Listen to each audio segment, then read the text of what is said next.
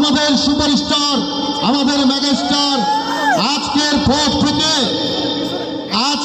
থেকে আমরা যেখানে যেভাবেই বলি না কেন আমাদের একটি স্লোগান।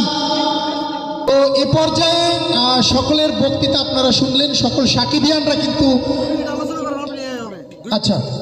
সকল সাকিবিয়ানরা কিন্তু আলোচনা করলো।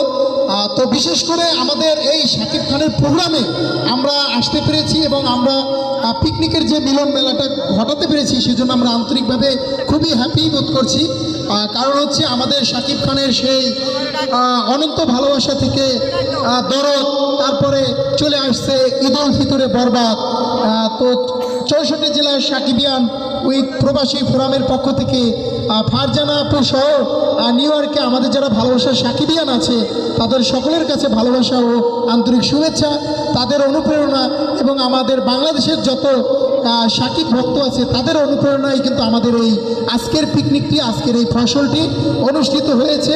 তো সকলে আমাদের সাথে কিন্তু অনলাইনে অনেক সাকিবিয়ানরা যুক্ত আছেন।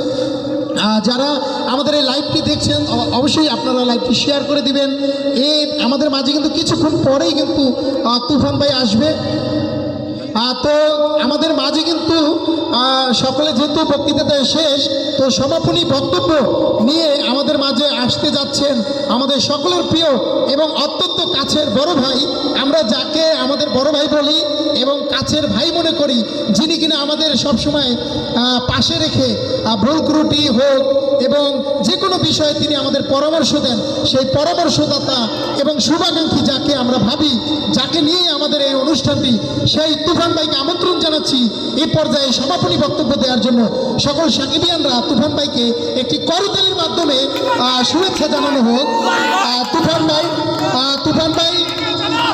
তুফান ভাই এসেছে। এ পর্যায়ে সাকিবিয়ানদের অনুরোধ করছি আপনারা যারা এখানে আছেন স্টেজের পিছনে আসবেন। তুফান ভাই সমাপনী বক্তব্য রাখবে এবং এই বক্তৃতায় আমরা সকলে তার সাথে সামিল হব। তো তুফান ভাই আপনি আপনার বক্তব্যটি রাখুন। ধন্যবাদ অনেককে তো সুন্দর উপস্থাপনা করার জন্য। সেই সাথে সবাইকে মঞ্চে আসার জন্য যারা সামনে আছেন তারা পিছনে চলে আসেন। আমি শুরু করতে চাই আমার স্নেহের, শ্রদ্ধেয়, আদরের, ভালোবাসার মায়াময় সাকিবিয়ান ভাই বোনদেরকে ধন্যবাদ জানাচ্ছি। শুরুতে স্মরণ করছি, যেহেতু এটি মহান বিজয় দিবসের মাস, আমাদের রণাঙ্গনের শহীদদের 1971 সালের, সে সাথে স্মরণ করছি 2024 সালের আমাদের দেশ নতুন করে আবার নতুন স্বপ্ন নিয়ে নতুনভাবে বাঁচার যে উদ্দীপনা গ্রহণ করেছে। 24-এর শহীদদের প্রতি শ্রদ্ধা জ্ঞাপন করছি। বলতে চাই, a hungry man with have nothing to do with a ল।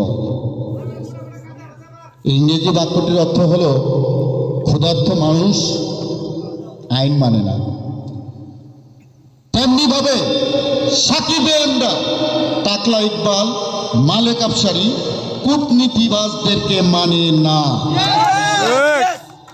আজকে 64 জেলা সাকিবিয়ান উইথ প্রবাসী ফোরাম এর পক্ষ থেকে আমরা স্পষ্ট বাক্য জানিয়ে দিতে চাই, যারা শাকিব খান এবং শাকিব খানের আপকামিং সিনেমা নিয়ে নতুন নতুন ষড়যন্ত্রের জাল তৈরি করছেন, আপনারা কোনোদিন সফল হবেন না।